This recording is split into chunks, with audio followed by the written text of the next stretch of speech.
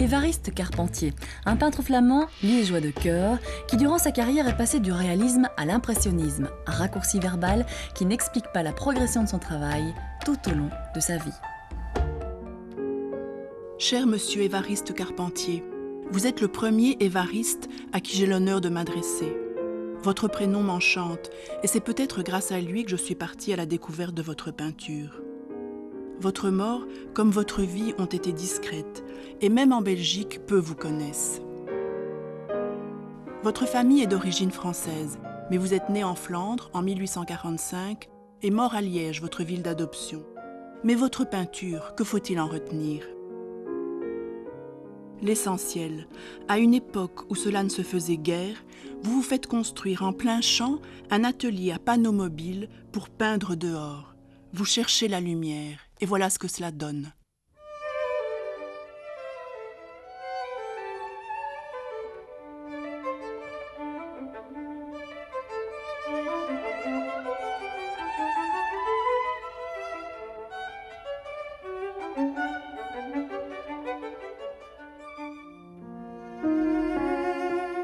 Fini la posture amidonnée de Marguerite de Faust, attendant le retour incertain de son mari.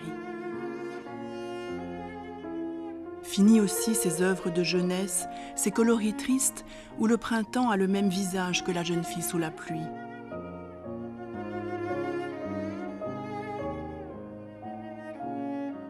Non, maintenant vous avez voyagé, vous revenez d'Italie et de Paris où vous avez rencontré les impressionnistes. Et vous aussi, vous voulez faire chanter les couleurs, peindre à l'air libre l'eau et les reflets du soleil, peindre le temps qui passe.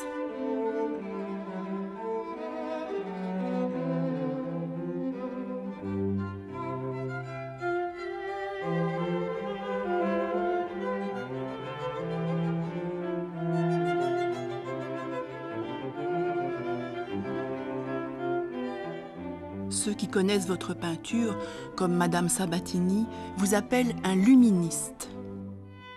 Quand vous avez une masse de vert, vous devez apporter la couleur complémentaire. Donc ici, le vert, c'est du bleu et du jaune, donc c'est le rouge. Et alors, pour montrer le raffinement d'Évariste Carpentier, il n'a pas mis du rouge vif, qui serait trop dur dans ce climat, dans cette ambiance. Il a mis un ton lilas, mais déjà un ton lilas un peu soutenu, ton que l'on retrouve alors dans le nappage qui est là. Et alors, comme je le disais, donc il y a à la fois ces rappels de ton, cette tonique, et puis ici vous avez toute une gamme dans un blanc légèrement bleu-vert, et vous retrouvez également des fleurs et des toits qui rappellent un peu ce ton. Vous avez également ici un peu de lilas, vous voyez? Donc tout cela est savamment réparti pour que le tableau soit équilibré.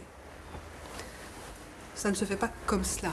Il y a tout un art, et au niveau de la matière picturale, la touche est encore divisée, mais très peu, elle est surtout écrasée.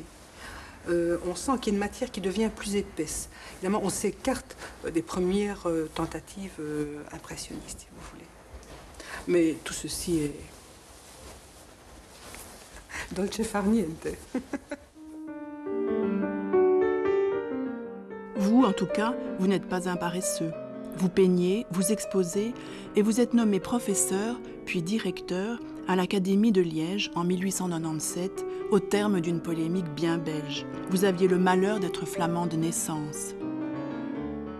Il n'empêche, vos anciens élèves se souvenaient de vous comme d'un excellent professeur qui les a poussés à trouver leur propre voie et certains ont fait du chemin, tel José Wolf, Auguste Mambourg ou Albert Lemaître.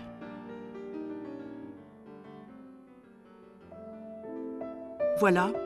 Oh, vous n'avez pas révolutionné la peinture, monsieur Évariste Carpentier. Mais vous êtes un artiste parce que vous avez été à la recherche d'une des plus belles choses qui soit dans l'art, la lumière. Merci.